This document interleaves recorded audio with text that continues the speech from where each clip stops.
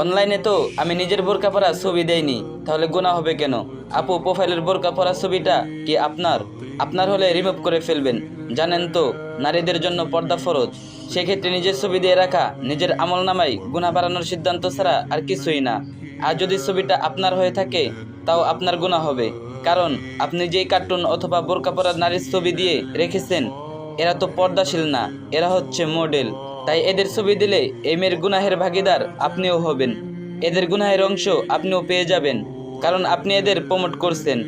যখন কোনো নারী অপর নারীর ছবি আপলোড দেয় তখন তার 4টি গুনাহ হয়। 1. পর্দার বিধান লঙ্ঘনের গুনাহ। 2. যার ছবি দেওয়া হচ্ছে তাকে গুনাহে লিপ্ত করার গুনাহ। 3. পুরুষকে গুনাহে লিপ্ত করার গুনাহ। 4. নকল ছবি দিয়ে মানুষকে আকৃষ্ট করে প্রতারণা করার গুনাহ। জাহান্নামের আগুনের তাপ কত জানেন? দুনিয়ার থেকে 70 গুণ বেশি। চাইলে রান্নাঘরে গিয়ে একটু চুলার ওপর আগুনে হাত রাখার চেষ্টা করুন, কতক্ষণ রাখতে পারবেন?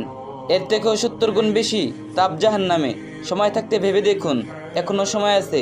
ছবিগুলো প্রোফাইল স্টোরি থেকে ডিলিট করে ফেলুন। অনেক মেয়েরা আছে যারা বাস্তব জীবনে অথবা সোশ্যাল মিডিয়াতে নিজেকে প্রদর্শন করে।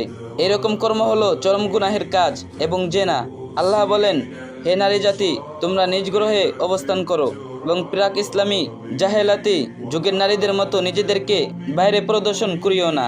আল্লাহ সুবহানাহু ওয়া তাআলার কাছে তওবা করুন। আল্লাহ আমাদেরকে হিদায়াত দান করুক। আমিন।